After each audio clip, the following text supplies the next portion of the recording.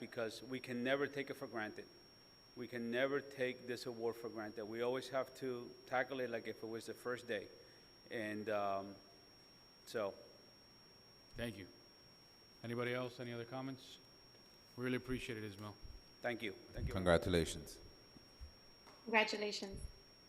Did we get the little coin again that we put on the wall over there?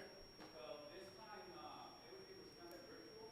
Got it. The award, everything was like on the web, and I had to download it.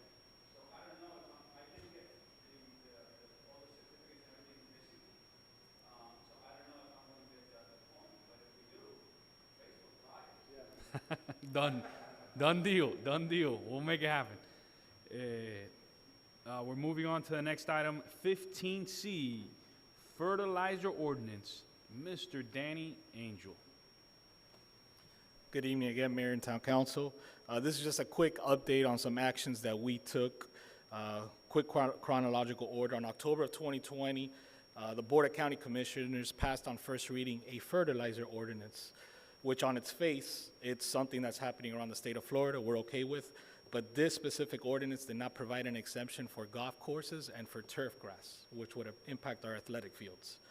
So we joined our neighbors, City of Miami Springs, City of Ventura, and Village Miami Shores, and sent a letter to the Infrastructure and Capital Committee, who was going to review this item on December 8th on 2020 to take into these considerations, but they ultimately deferred this item until no further notice. So that's just an update on the actions we took on this item. Okay, thank you very much.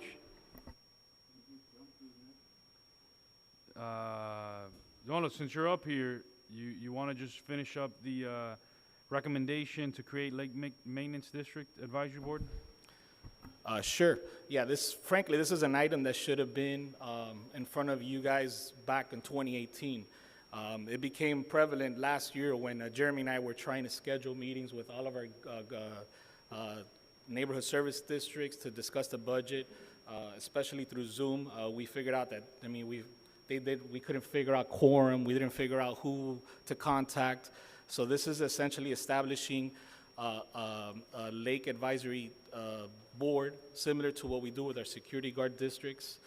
So we could have some type of formal structure to host these meetings and take on recommendations. And we've seen the positive impact that these security guard districts have done and taking ownership and making the necessary recommendations to us and bringing to your attention for approval on budgeted items.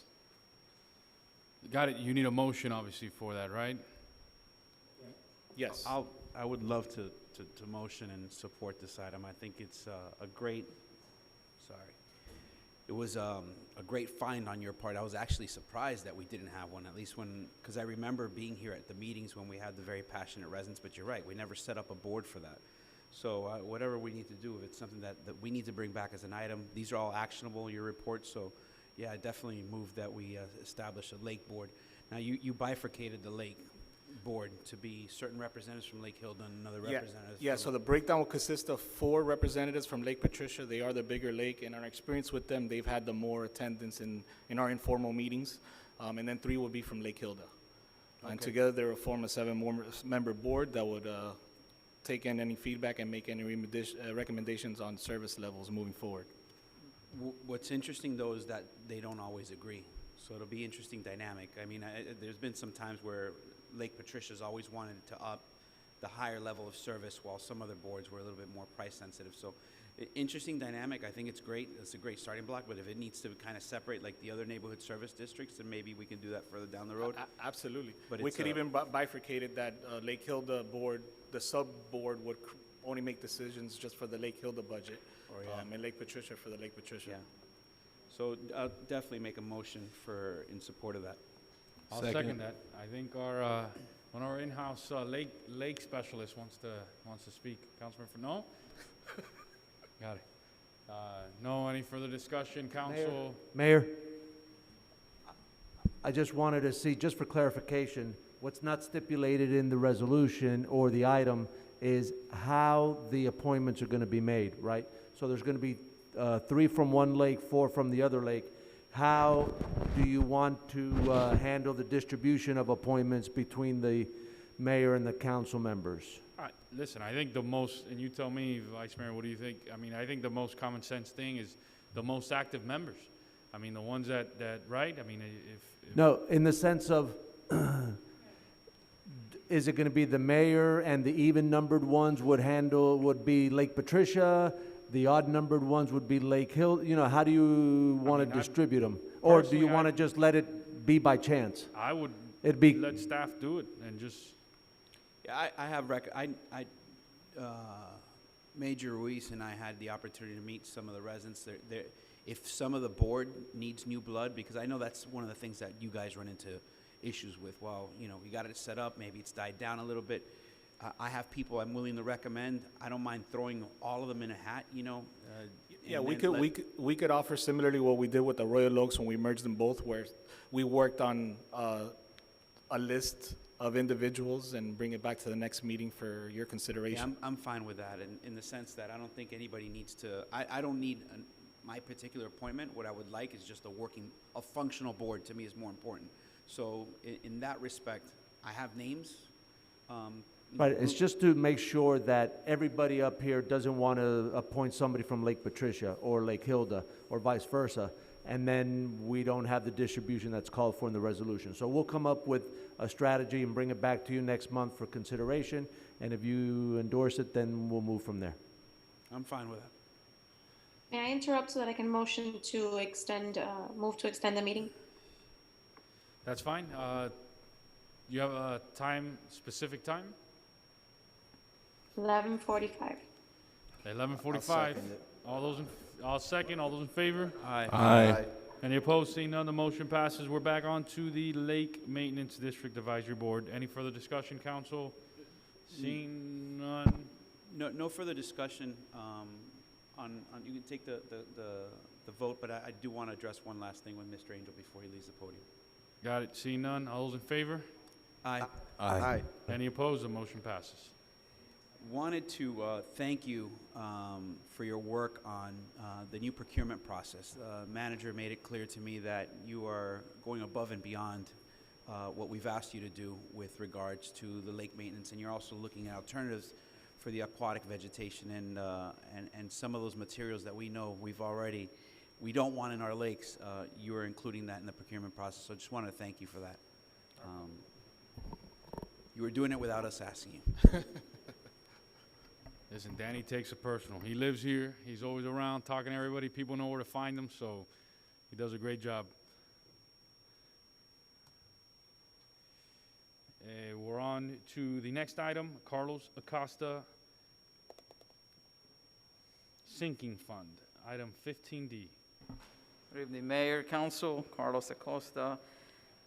This is the follow-up to an item that was brought up, I believe, in the last meeting for us to go back, and it may have been Councilmember Diego's who brought it up, to go look at the sinking fund and kind of take a look at it and see if we were on track. I mean, I met with Darío, the facilities manager. We went over, I mean, we have a spreadsheet that has all the facilities and all the major end items per se. And we went in and we took a look at it. We updated the cost. It really didn't change that much. I think it's up to like $156,000. So I think it's in line with what we are basically putting in every year, which is $150,000. There are a couple of items that we would like to attend this year. We're using those funds, and I have a few items here now. I mean, I could give you a more detailed list, but I'm just going to mention a few of them. For example, Mary Collins at the Picnic Park West, we definitely would like to update the bathrooms. We continually have issues, plumbing issues in the bathroom and so forth, and as well, we would like to seal coat and restripe the parking lot. And the seal coat is good because it will continue to extend the life of that pavement a little bit longer. For example, in the Royal Oaks Community Center, again, working on the parking lot as well. We also have on one of the side doors to the north, we want to offer some overhead protection on the doors. when it rains, water tends to seep through the seams of the door and bring water into it. And then at the youth center, for example, we would like to fix the trellis at the youth center, and if we can, at the marina bathrooms, work on some modifications to the bathrooms there, because they're to bring it more ADA accessible. So those are some of the items. I mean, I have costs here that I could, if you're interested, then I could share with you some of those. But in terms of the overall sinking fund and where we at with putting money aside for replacements of any major equipment, that seems still tracking the amount that we put every year. Pending any questions. Carlos, the bathrooms you were mentioning at Mary Collins, those were the interior or the exterior The interior. Okay, because I know we did the exterior bathrooms Yeah. not too long ago, several years back, right? Yeah. 4 or 5 years ago. Danny, Tony, I you guys think the remember ex- that? think the 6 years ago? The interiors are the ones that have the problem, the Got major it. problem. Yeah, about 6 years ago we did the exterior. Okay, no, that's fine.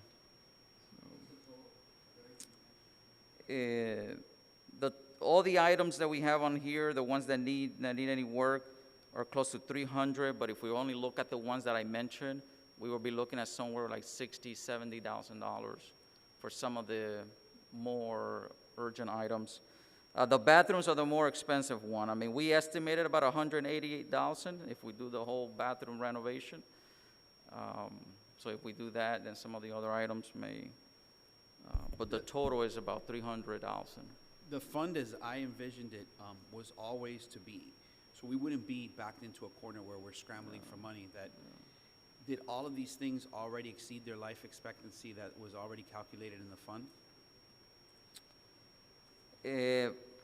Yes, I mean, some are, for example, the doors, protectors on the room, that one, it just doesn't have that cover. So Yeah, it's that's an just add-on. that's an add-on.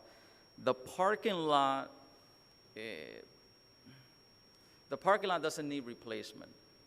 But by seal coating it, then we continue to extend that life. If we don't do it, then, eventually it'll continue to deteriorate to the point that we may have to replace it, and then it becomes a lot more expensive.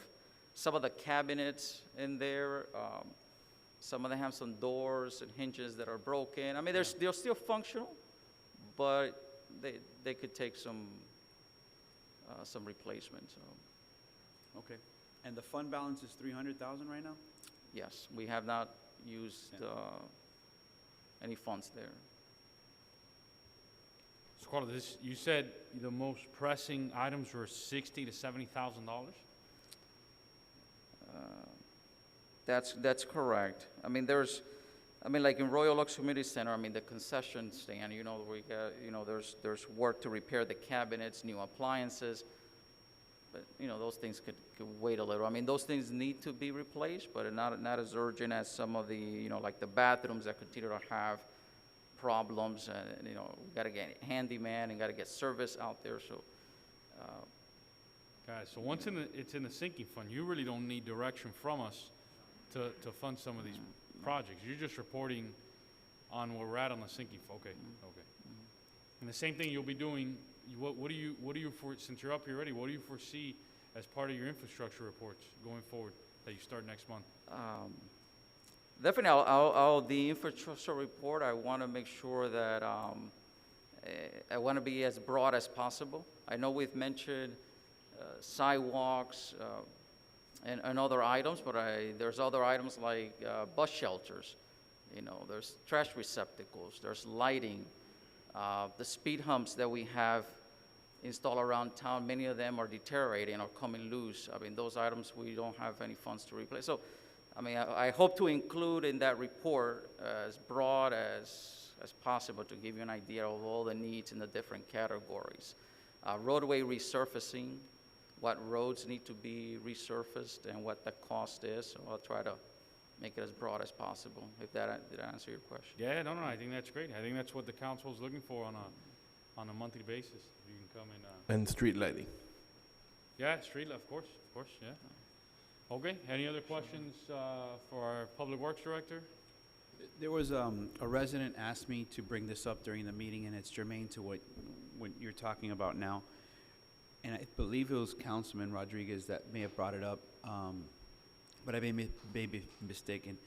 Weren't we accelerating the process to putting in traffic calming devices or looking at alternatives to where we didn't necessarily have to, I guess, go through the county process, or that somehow that was delaying us being able to put in speed humps?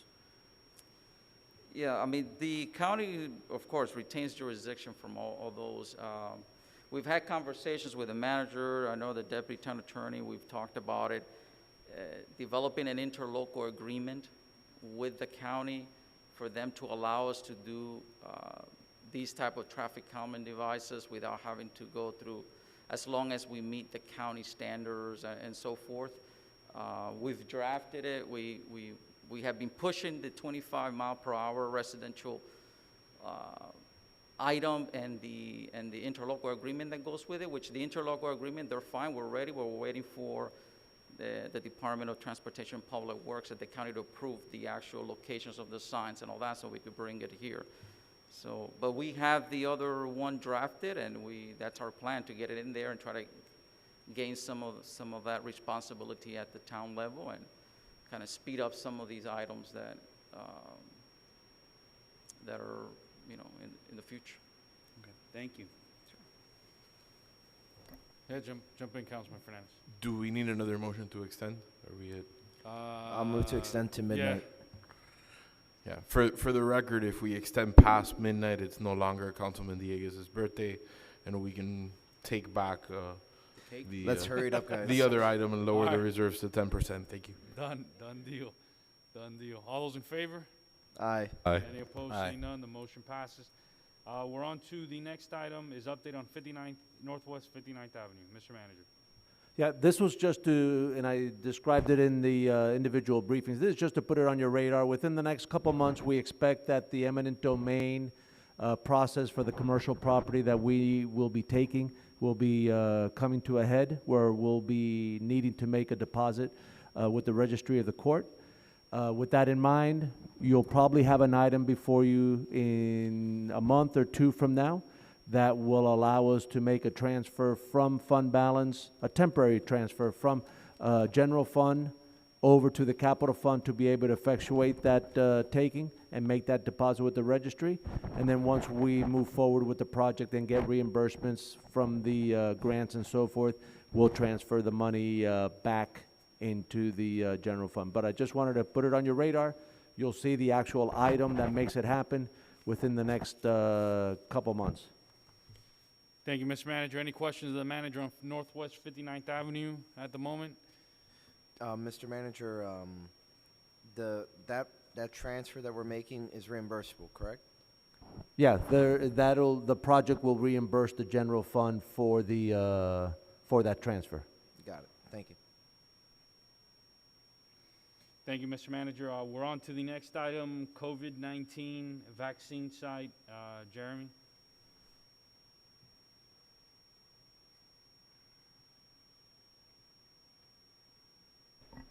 Yes, good evening, Mayor and Council. This item before, Jeremy Bagdown, Special Projects Manager for the town. This item before you is pretty much putting it on the council's radar that staff has begun conversations with the Florida Department of Health and entering into a program with them through the Miami-Dade Department of Health as far as vaccinations implementations and what we're doing as we're getting to that stage now in that phase for this upcoming vaccinations of the general population. This item is just basically seeking the approval for the town manager to continue pursuing and negotiating a memorandum of understanding or agreement with the Florida Department of Health to enter in what's called the Cities Readiness Initiative. The CRI is actually a CDC-funded program that aims at giving local municipalities resources from the national stockpile and administering at a local level. So what we have already done and started as of October and discussing with the Department of Health is how can we open our own pod, our own vaccination site. And the first thing they told us is we need to go ahead and open up a closed POD, a closed point of distribution. And that's pretty much what this first memorandum of agreement that we'll be working on is going to be aiming towards. and solidifying a closed POD for a set target. Ideally, they want us to start with our employees and our local officials and basically build it into our continual operations plan that once we're able to basically vaccinate those that are running our government and those that are continuing our operations here, we can then proceed to opening an open point of distribution to go ahead and vaccinate our community and basically open it up to residents. And that's pretty much it, if there's any questions. Any questions? The Vice Mayor and Councilman Alvarez? When are you anticipating this possibly coming to fruition? As far as the memorandum itself, or are we talking about the vaccination of the general deployment. public? They haven't given me an answer. The Florida Department of Health hasn't answered that question. That was one of my more specific questions. They don't feel comfortable giving me a timeline just yet. Council member, I just want to also be clear on something, and Jeremy will probably back me up on this. This, even once this comes to fruition and we cut the ribbon and we're ready to go, it will still be restricted to the parameters of the priority groups established by the state. So, right, so at the beginning, even though we'll have to start with the age groups that the state dictates, and so forth. So as that widens, then we'll be able to continue and be able to help vaccinate more of our employees. But at the beginning, it'll only be the employees that meet the criteria that's established by the state's executive order. Councilman Alvarez, I saw you had some comments. No, I had the same question as Vice Mayor Collazo, timeline. Got it. All right. Thank you very much, Jeremy. We're moving on to our police report from Major Ruiz.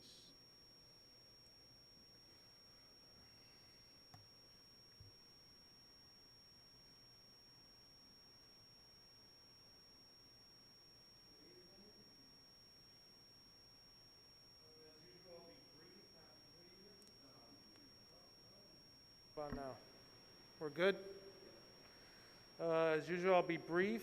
There's not much to add to the crime report. To recap the past year, we've been down all around in overall crime. We pretty much had our best year down in all categories of property crimes specifically. Obviously, this past year, we've had great success in our crime initiatives, and a lot of that is due to the utilization of our lock it and lose it citizen contact cards, our citizen involvement in reporting crimes, our LPRs, our high visibility patrol in targeted areas. And obviously part of that decrease also was throughout the year activity was down due to COVID. Most people were staying home and engaging in less activity. So needless to say, we're looking forward to the new year and keeping up enforcement and trying to keep crime down as much as possible. Since the last town council meeting in late December, your officers assisted in the Winterfest parade, and they were able to coordinate the event with town staff successfully there. And I don't have any other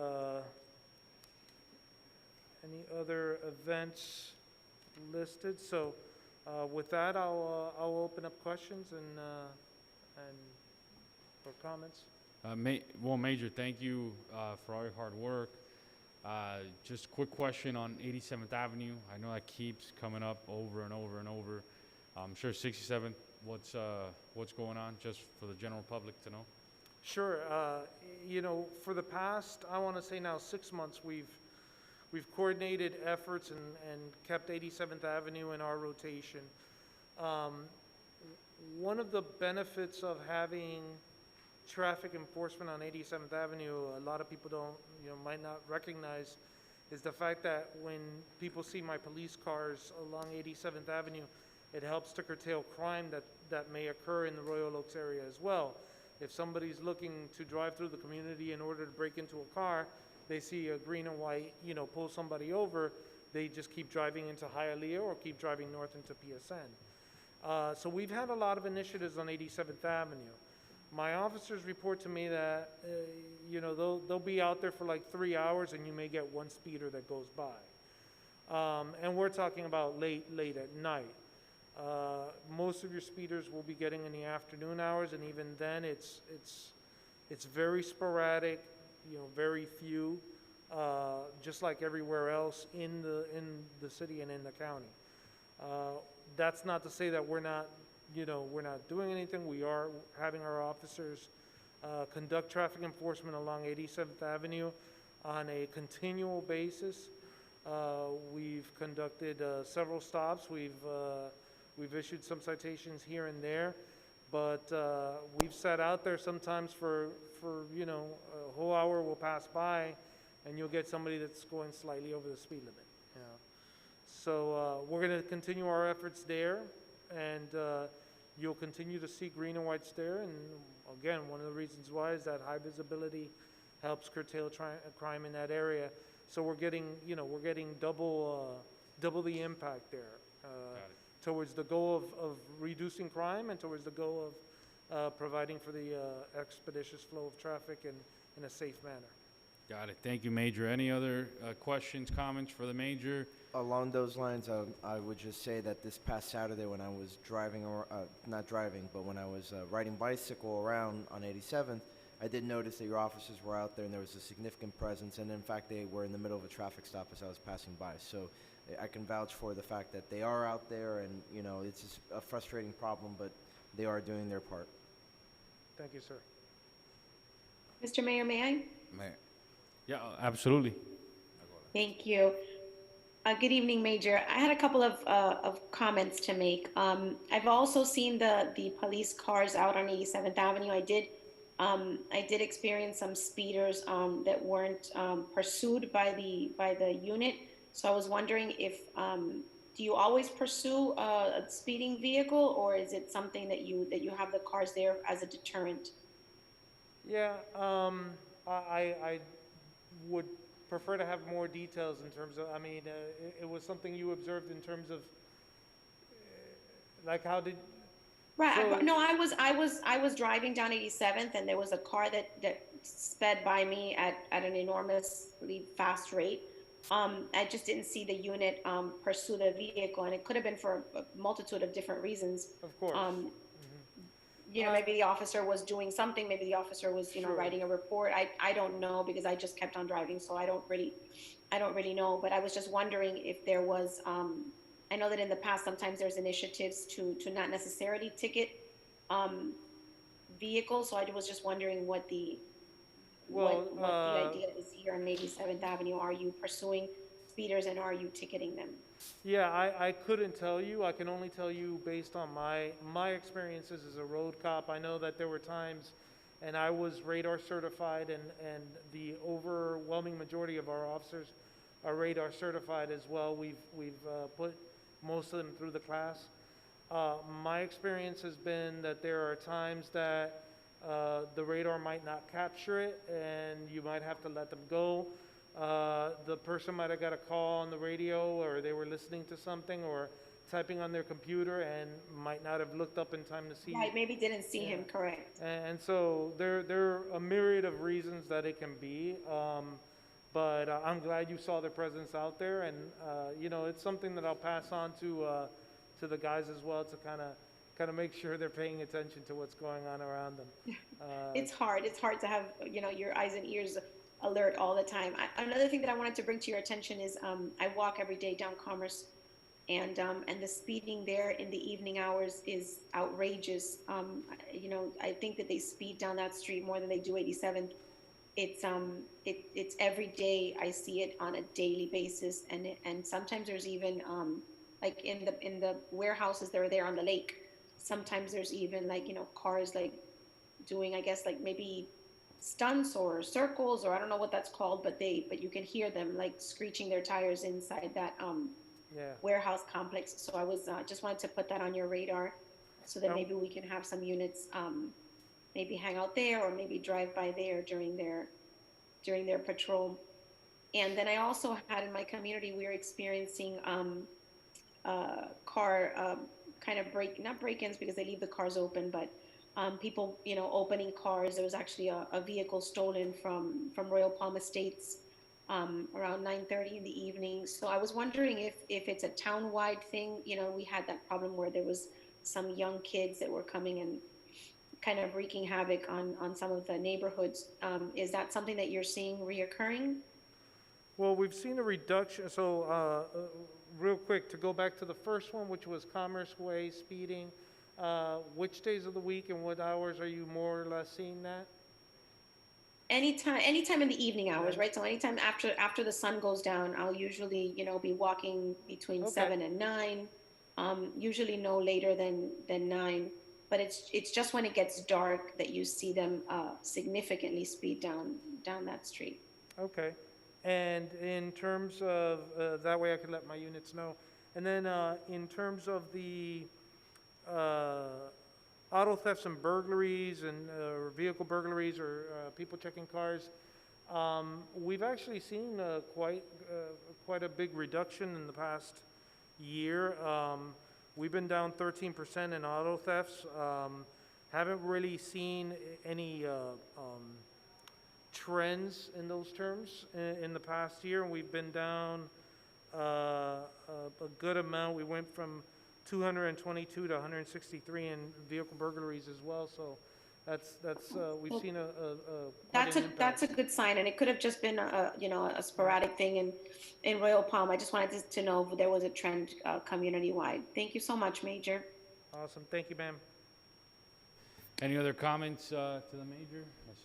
Real quick, so I think, yeah, the first step is to have the vehicles, the marked vehicles visible there. I think the next step is if you can have them start doing radar and giving some traffic citations to people that are exceeding the speed limit. I think that's the second message. To echo what Councilman Ruano was saying, Commerce is a hot area too. I've made multiple calls from where I know the mayor and I live in the same development. Keep an eye on the back of those warehouses. They are congregating there. They are doing those. They are peeling out. They're doing stunts. They're putting music. Unfortunately, what they don't realize is whatever residents are on the other side of the lake, if they're sitting outside, they can monitor this whole type of activity. So, I would pay attention to that area, especially as we come back this year to kind of send the message. And my last question was, do you all decide where to put the digital speedometers? We do. No, well, you're talking about the LPR trailers, or you're talking about the little boxes that are. That is that's Carlos's department, and wherever we get complaints and they want to do traffic studies. Yeah. Okay. That's one of the locations. But if you tell us what you're thinking. So Carlos, if you can contact Nancy Rogers and make sure that we make it a priority to have one on Fairway where she specifies, I'd greatly appreciate it. There is one on Fairway, right at the entrance to Lock Andrews, her development. There is one there westbound, for sure. All right, I spoke to her today. I'm not sure if where she was expressing to me is the same where it's at. So let's just follow up with that. Contact her and then go ahead and email me and give me a response. Appreciate it. Thank you. I move to extend until 12:15. Second. All those in favor? Aye. Any Thank you, opposed? Major. Seeing none, the motion passes. Any other comments, questions? I see Councilman Fernandez and the Vice Mayor. Major, in addition to speed on 87th Avenue, and as somebody that used to live abutting 87th Avenue, the noise, in addition to the speed, right? The noise of some of the vehicles who apparently either have converted exhaust systems or are not road certified vehicles. What, if anything, can be done about that? And is there anything we can do to help you as far as enforcement of that? I do know that there is a citation that can be written for excessive exhaust. You'll have to forgive me because I can't throw it out off the top of my head. I'll have to do some research, and part of that will be asking the guys who write tickets all the time that work with me. So I do know that there is a citation that can be written. Just like I indicated that a lot of times our officers are sitting out there waiting for a speeder to come by. The ones that make noise are even a bit rarer than those. They do pass by every now and then.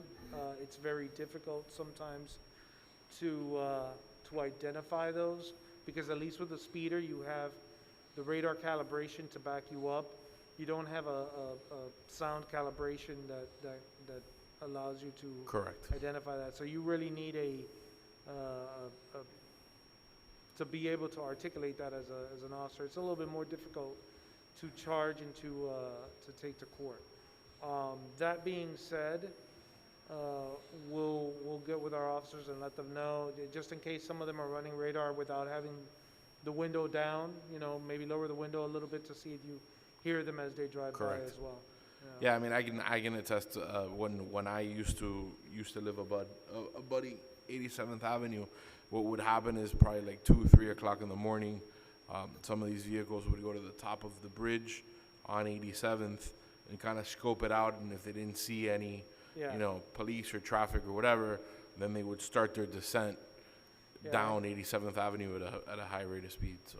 Yeah, one of the exercises that we did, in the academy with our officers and during radar is obviously we sit there and we run the radar, but you have to estimate the speed before you hit them with the radar, in order to ensure that, and you start to get pretty good at it. So there are vehicles that you think are speeding sometimes, and they're actually not speeding, or you think they're going 50 and they're really going 40, which is still over the speed limit, but you surprise yourself. And a lot of times the sound is one of those things that makes you think that they are going, 80 miles per hour, and they're really, they're not. So Correct. But we'll keep an eye out for that, and I appreciate the Thank you, Major. input. Major, thank you so much, and I think it's important that we covered, I think, the 87th Avenue issue, So because if I'm hearing right, 87th Avenue is It's, a priority here. it's one that gets posted a lot, so I think that's why there's Of an course, overemphasis on it.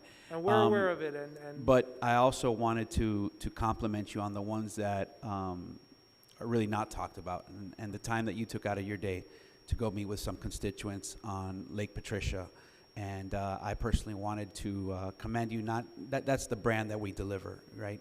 That personal touch that you gave. And then I also want to compliment Danny Angel, because you looped him in, and you guys work together on how you can make sure that you guys as a team make sure that those residents are comfortable with that solution. So Danny's not paying me. His kid happens to go to the same school that my kid goes to, but no, there's no. Yeah, great job, and just continue that. I think that's really what we embrace about you and your team and your officers, so thank you. Thank you, sir. And Danny's indicated that the signs are here, and we're just waiting for the poles to come in, and then we'll put those no parking signs in that location. Thank you. Thank you, Major. Thank you, Council. Any other questions, comments, concerns, suggestions? High-speed chases in Windmill Gate, that didn't make the news. Why? Because of that guy. Nice. Great job. It was a good catch on the part of our officers. It was very good. Great job. Great I job. had a good catch on 154 in front of my office today, too. Suspect in custody, handcuffs and all. I was very proud. I got the view from my office. Excellent. Excellent. Glad to hear it. Great job. Thank you. Thank you, Major. Thank you. We're moving on to attorneys' reports, and I know we will not be extending anymore, so you got 6 minutes. That's a lot. All right. Yeah, exactly. There's 4 cases that I really want to report on, and then the first one, I have the enviable task of asking you for money again. One of my favorites. The Pizzi matter, there's a lot going on there behind the scenes. Not much in the litigation itself, but there's a lot going on, and I've spoken to you guys about that in session. The Becker firm, through their insurance carrier, the Becker firm has had to obtain their own private counsel besides their insurance counsel. We are trying to set up a mediation with them, all parties involved globally. But the Becker firm has been asking for a substantial amount of documents and a substantial amount of information, both from the criminal case, the civil case, all kinds of documents, letters, agreements, correspondence, and they've got certain theories that they've been bouncing off of us. We had retained a mediator. We went to mediation one time, and one of the reasons they had to get their own private counsel was because I don't believe they felt the insurance company's counsel was doing everything they needed to do, and there seemed to be some real miscommunication between them. They retained Steve Deutsch, a lawyer I respect, former president of the Florida Bar, you know, asking the right questions, asking for the right, you know, the right documents, but it's created some work on our end. We have quite a bit of money budgeted for it. You know, I want to do what we can to settle the case. If we had to go forward and bring Becker into the lawsuit, we will. We're kind of at a stand-down phase with everyone, pending our belief that the litigation is, that the mediation and the settlement discussions are going forward at a proper pace, which they could be moving quicker. Frankly, as far as we're concerned, they couldn't move quick enough, but you know, they could be moving a little quicker. We are putting pressure. The holidays are over. It's time to get to work again. But as a result, we need to ask for more money. Where are we in terms of the billing and everything else?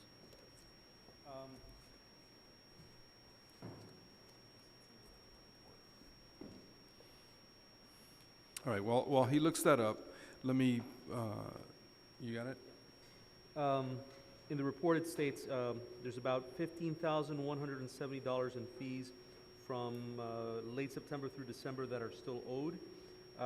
And so that's the reason that we were asking for a transfer of $50,000 from litigation reserve to cover this, and then future expenses to take us through mediation. I'm sorry, could you get closer to the mic, please? Yeah, it's, Sure. there's $15,000 in bills that were owed. Remember, and by the way, for those of you that are watching, this is 90% of this money is not for my law firm. It's for outside counsel. Let's get that on the record. There's $15,000 in outstanding fees. How much money do we have budgeted to pay that $15,000, or are we out of money on that? We're out of money on the $15,000. All right. So on the $15,000, by the way, the billing rates for outside counsel on this file are $200 to $250 an hour. The partners are at $250 an hour. The associates are $200. My typical billing rate and their typical billing rate is much higher. It's $350 to $400 an hour. We're asking for another $35,000 on top of the 15, which is $50,000 total to budget for this case, and hopefully get it done. We're trying. We're doing everything we can. So I'd ask if someone can bring that matter I'll move forward. to authorize the expenditure of $50,000 toward the Pizzi litigation. I'll second. I'll vote for this because I have to, but just for the record, I'd rather use this money for one-time capital improvements around town instead of Parks. using this. And Yeah. the only ones that win in these litigations are attorneys, so I'd rather use this money for one-time capital improvements throughout town. I think there's other projects that we should fund, so, but I get it. We Yep. got to defend the people's have to. interest, and at the end of the day, that's why we're here. Yeah.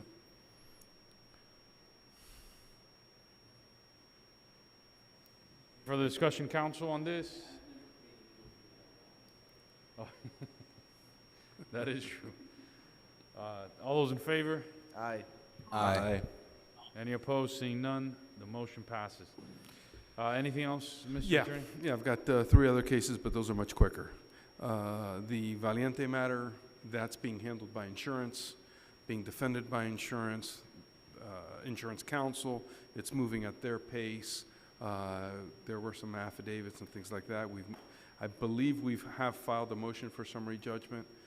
That's all being paid for by outside counsel. It's not moving very much, and I think that is a reflection on the lack of merit in the case. FRS versus Town of Miami Lakes. Lorenzo will give you a quick report on that in a minute. The bridge litigation, we're on appeal. We've gotten some extensions. They've asked for some permits. Those permits we're reviewing them to build the road. For the time being, we don't believe those permits can or should be issued and won't be issued for a variety of reasons. And that's where we stand with that. I've told you before, they're moving for attorney's fees and everything else. Not the county, the city of Hialeah. We don't believe that it has any merit. We'll defend that as the time comes. FRS versus Town of Miami Lakes. You go ahead and do that one. Yeah, by the way, I need an executive. I'm asking for an executive session in the Pizzi matter, the Town of Miami Lakes versus Miami-Dade County and Hialeah. Are we going to ask for one in FRS? All right. The reason that we're not really going to ask anything for FRS is I'm not sure, depending on the time of when we get that executive session, I think we would like it sometime in January, if possible. Yeah. So we'll circulate dates unless, do you have dates now, Gina? No? No, let's coordinate that later. Yeah, let's coordinate the executive session a little later. The hearing with FRS is scheduled for February 9th, 2021. I apologize, I put 2020. It's 2021. At this time, there's the insurance carrier is covering the cost of our defense, and it's also we have a hearing set up for February 9th of this month. Most of you are aware of the matter.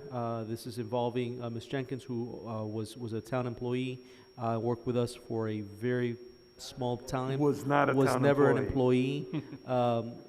When I say work, is really volunteer. She was taking over one of the yoga classes for seniors. That case was settled. However, FRS believes that we are liable, and so they filed suit against us. We hope to have a good result and be reporting back to you in the February meeting. All right, thank you, attorneys. Happy New Year to everybody. I think we're off to a good start, right? A good, healthy start. I think this is the momentum that we needed heading into this new year. We're getting past the pandemic, and we're investing in the town's future. So with that being said, God bless you all, and Happy New Year. This meeting is officially adjourned.